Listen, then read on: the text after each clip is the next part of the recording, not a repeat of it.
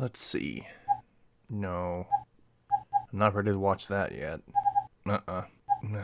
You know what? I'll just watch this again.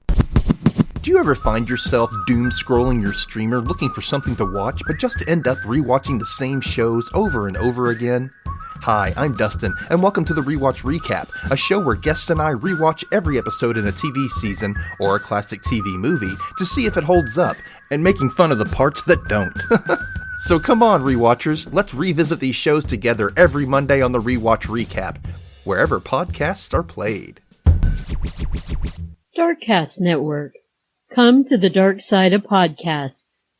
We have cookies. Cookies? Me love cookies.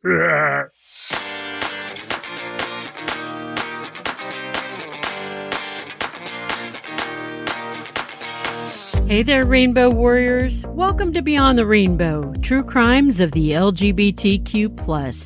I'm your host, CJ. I finally got a chance to sit down and work on a new episode. I swear to you, I haven't been this constantly busy with life in a very long time. And I'm starting to kind of miss my quiet moments.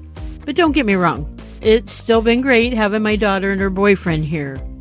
They've been helpful with a lot. And once they find jobs here, I'm sure I'll get some of my quiet time back. You can find me on the socials as Rainbow Crimes and Darkcast Network. I'll be in Austin, Texas for the True Crime Paranormal Festival at the end of next month. That's August! Gosh, it's creeping up so fast. I hope I'll be ready for it. If you go to the link I'm going to leave you in the show notes and type in Beyond, B-E-Y-O-N-D at checkout, you'll get 15% off your tickets. And I'd love to see your beautiful faces there. Also, please consider joining my Patreon, which I will also leave a link in the show notes for. For just $5 a month, you'll get ad-free, early release episodes, some goodies from me if you send me your mailing address, a unicorn named in your honor at the Seabreeze Studios stables, and one extra episode a month. What a bargain! And I believe that's all the housekeeping I have for this episode. It's time to talk about our main case. You know, the more I think about it, bullying seems like a childish act. While it happens to adults, it's most prevalent with our youth. And just the word bullying, it doesn't seem to really describe what the after effects of the action creates. Words like abuse and assault, those are much stronger ways to describe bullying, in my opinion. Because, like abuse and assault, bullying can be verbal, emotional, or physical. Results of bullying can have lasting effects on the victim, the same as abuse and assault. While this isn't the typical tale of a cut-and-dry crime being committed, it is the story of the struggles of a young gay boy and what he had to endure while living in one of the most conservative towns in his state. 15-year-old Jadin Bell lived in LeGrand, Oregon. There's even a movie currently available on Amazon Prime that came out in 2021. The movie's called Joe Bell, and it stars Marky Mark, a.k.a. Mark Wahlberg, Connie Britton, and Reed Miller. Joe Bell was Jadin's father, and from what I gather, most of the movie is a very true account to the real story of Jadin. They only embellished it a bit in places. I did watch it a little over a year and a half ago. It was sad, and it made me angry at what happened to this boy, but his dad was a hero. With that preface, let's get into Jadin's story.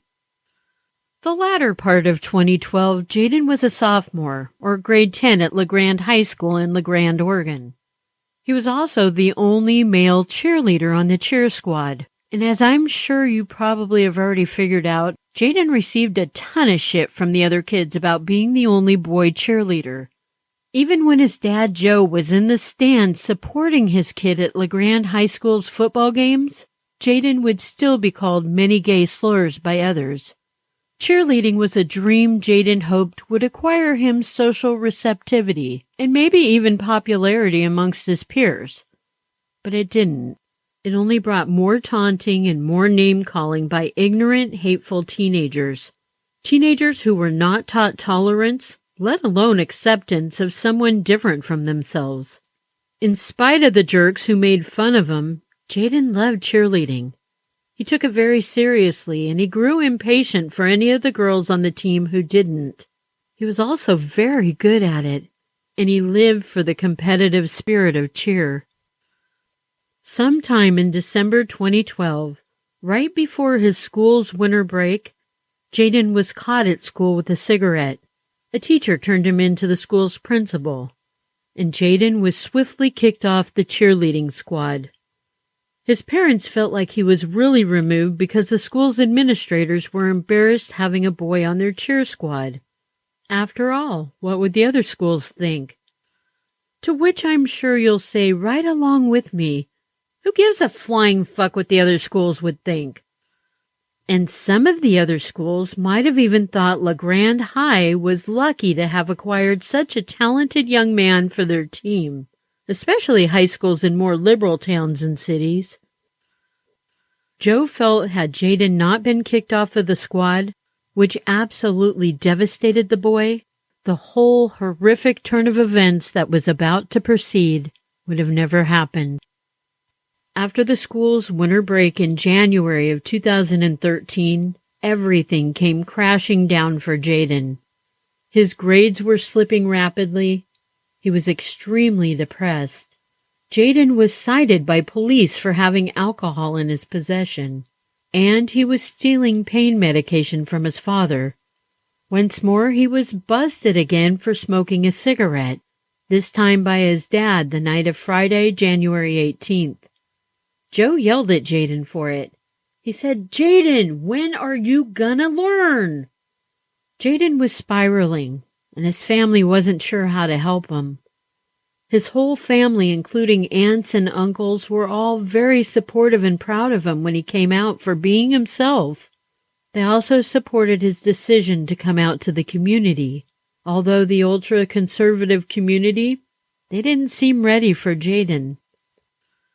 Then at his church one Sunday, the pastor told the congregation if anyone there was gay, they needed to come up to the altar and repent their sins. So Jadin now wasn't only being targeted by teen bullies at school, but his own fucking church was calling gays out on their Sunday cult meeting. The bullying was relentless. He got it at school. He got it on social media by his peers who posed as online trolls as well. And then at church, the verbal and written assaults were non-stop for Jadin.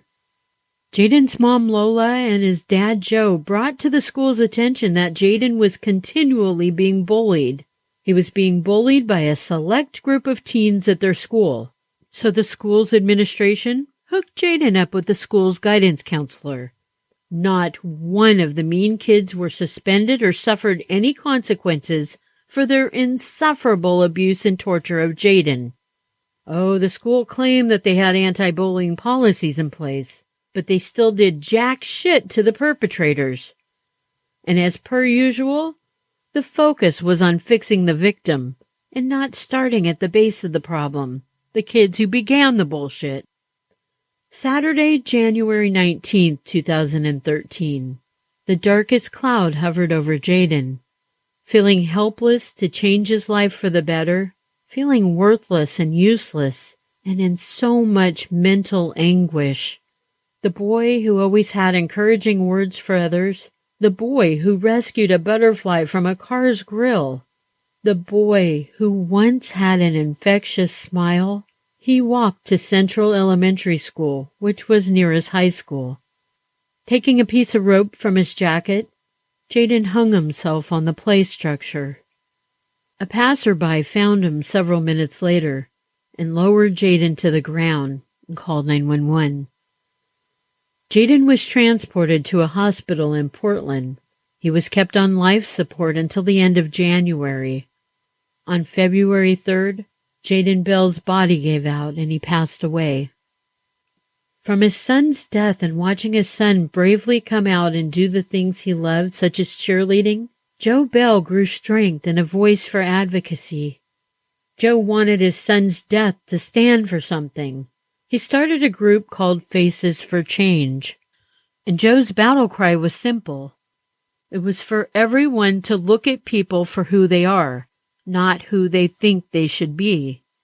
Just 2 months after Jadin's death, Joe planned and began a 2-year, 5,000-mile journey. He was going to walk the United States telling Jadin's story and advocating against bullying. Starting in La Grande, Oregon, Joe set his sights on New York City. That was the place Jadin hoped to go and live once he graduated high school. 6 months into Joe's walking journey, stopping to speak at schools and telling Jadin's story, he was in Colorado. A big rig truck struck him on the side of the road, killing Joe instantly in October of 2013. It's now been 10 years since we've lost Jadin, and nearly 10 years since Joe was killed. Joe Bell was a champion for his son Jadin. Rest in power, Jadin and Joe Bell. Now, our True Crime Quickie is a story I shared with Patreon members a while back, and I apologize to my patrons if they have to hear it again. This story comes to us also from the year 2012, but in Ohio. At just 25 years old, Ashley Biggs of Ohio had already done more things in her life than many of us have done at 40. She was an Army veteran. She had a relationship with a man named Chad Cobb. That relationship resulted in her giving birth to a little girl, making her a mom. Ashley had been in love relationships with women. But now here in 2012, she was a delivery driver for Domino's Pizza Parlor. Ashley had officially come out as bisexual, and she presented as masculine. Her mother-daughter relationship with her 6-year-old little girl was a thing of beauty when they were together. From what I gather, Ashley may have missed some of her daughter's early years while she was in the service. This left Chad to raise the little girl in her early years. But by all accounts, when Ashley left the service, she was a wonderful and loving mother to her daughter. Ashley and the child's father, Chad, were going through a miserable custody battle over their little girl. In early 2012, Chad had married a woman named Erica Lyon, although her name is now Erica Stefanko. They'd been dating a while prior to that. Erica had a child of her own with another man and one with Chad when she entered the marriage. And quickly right after they married, Erica and Chad had another baby. But Chad was still insistent he wanted his daughter he had with Ashley to live with him and Erica full time. But the mama bear instincts of Ashley came out, and there was no way in hell she would give up full custody of her little girl to Chad and Erica. Chad already had a number of domestic abuse charges against him from when he and Ashley were together. Chad knew this, and he was afraid of losing any custody he had over the child. Ashley was making his life miserable, and he was broke from the court fees of the custody battle. This really pissed him off because he was so broke it meant he couldn't afford to take his other kids to Disney World. It's called priorities, big man. If Disney World is that important to you, back off fighting for custody. But Chad didn't see it this way. The way he saw it, fucking Ashley was screwing him over ever since she was back from the military. So Chad opted for a different idea of getting Ashley to stay in her lane. It was a plan he thought would get him both permanent custody of his child and the trip to Disney World for all the kids, himself and Erica. On the night of June 20th, 2012, just before midnight, Chad and Erica drove all the kids to a parking lot of a closed business. Chad told Erica, "Okay, now, this is your part." She was to call Domino's and order a large half pepperoni, half mushroom pizza under the name of Jen to be delivered to the closed business. Delivery instructions were for the delivery driver to take the pizza around the back of the business where the customer would meet the driver in the parking lot. I don't know about you guys, but that already seems sketchy as fuck to me. But Erica did exactly what Chad had asked of her. And then Chad got out of the car. Erica slid over into the driver's seat and drove herself and the kids home. She could see Chad's silhouette standing alone in the dark parking lot of her rearview mirror as she put distance between them. Chad knew Ashley would be driving for Domino's that night. He used Erica's as lure to get Ashley to the empty, unlit area. The employees of the pizza parlor expected Ashley to be back within a few minutes, 20 minutes tops.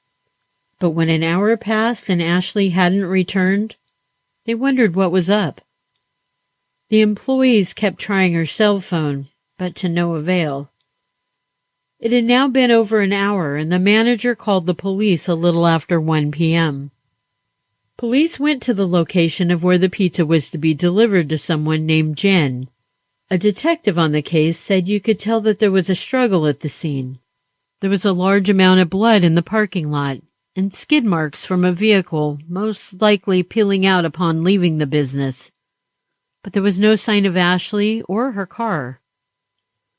The following day, Ashley's car was found in a cornfield in Chippewa Township. Ashley's body was inside the car. She'd been beaten and strangled to death. Co-workers of Ashley's told the police of the bitter custody battle she was having with her ex-boyfriend over their daughter. That same day, police were looking for Chad to come in for questioning. But Chad wasn't at the home he shared with Erica and his kids. He was found by police, though. He was hiding in the woods behind his grandparents' home, and he was promptly arrested. Chad was charged for the first-degree murder of his former girlfriend, Ashley Biggs. At first, he denied having anything to do with any of it. But come on, Chad. Innocent men don't have to hide in the woods behind their grandparents' house. He would eventually plead guilty to the kidnapping and murder of Ashley, but only to avoid a death sentence. He told the court how he waited in the parking lot for Ashley. He had a taser with him. When he made contact with her, he tased her, and then he beat her. He also used a 4-foot-long zip cord to strangle her. He then put her body in the trunk of her own car and drove her body to the cornfield near his parents' home. Chad was sentenced to life in prison. Erica seemingly got off scot-free. But our story doesn't end there, warriors. Erica divorced Chad while he was in prison. Ashley and Chad's daughter went to Chad's parents to be raised. But it wasn't until 2019, 7 years after Ashley was murdered, when police announced Chad had an accomplice in the murder of Ashley. For 7 long years, a detective on the case monitored Erica. This detective had a feeling Erica had something to do with Ashley's murder, and he was absolutely right. The evidence against Erica came in the form of a phone call she had one day with Chad's mom. In the taped call, Erica implicated herself as the one who placed the order for the pizza the night Ashley was murdered by Chad. Erica told her former mother-in-law that she would freak out every time she heard a siren. She always thought the police were coming to arrest her. And Erica's foreboding thoughts? Well, they came to fruition, and she too was arrested and charged with the murder of Ashley in 2019.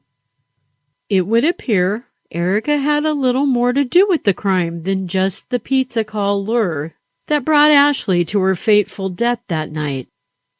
It was something other than the knowledge of what Chad was going to do to Ashley as well. You see, Erica was Chad's ride from the cornfield back home after he ditched Ashley's body in her car. Once they were back at home, Chad had a shower to wash the blood off. And then the couple returned to the cornfield to try and clean up any evidence that might be present in Ashley's car or on the victim herself. 37-year-old mother Erica Stefanko, face partially hidden behind a mask in court because of COVID-19, chose not to testify on her own behalf. Chad, however, testified against Erica via video from prison. Because being the vengeful man he was, it was speculated he did this because she not only divorced him when he was in prison, but then she went and married his best friend right after. And Erica also had another baby with her new husband. Ashley and Chad's daughter testified as well against her ex-stepmother. The girl was now 15 years old, and she testified Erica was abusive to her. Erica had forced the little girl to eat dog shit covered with blueberry yogurt, and she would hit the girl. There was even a time Erica knocked her to the ground, pinned her down with a knee on her chest and a hand over her mouth, and it was only when the girl was on the verge of passing out did Erica get off of her. The now teenage girl believed Erica was jealous of the close relationship she had with her dad. But the girl had never told her dad about Erica's abuse because she was afraid Erica would do worse things to her. At the time, she was still little and terrified of her stepmonster. But when the girl was put into therapy during the custody battle with Ashley, the abuse Erica gave to the girl came out in the sessions, and that's when Chad had learned of it. That news was also what made Chad even more frightened that he would never win a custody battle against Ashley. The teen then went on to testify that she was one of the kids sitting in the back seat of Erica's car when Erica ordered the pizza under a fake name to get her mom to the parking lot. As the jury entered the courtroom after deliberating, they found Erica guilty of aggravated murder, but not guilty of kidnapping Ashley. In July of 2021, Erica was sentenced to life in prison with the possibility of parole after 30 years. And of course, she will be appealing under the grounds her constitutional rights were violated. They were violated with Chad testifying via video and not in person, where the witness can be confronted in person under Amendments 5, 6, and 14. Oh, Erica, you skanky bitch.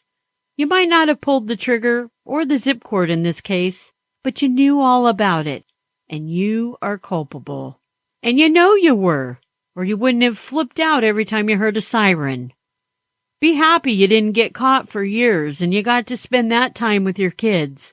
That's time Ashley didn't get to spend with her daughter. But as the old-timey cops used to say, the jig is up, Erica, or something like that.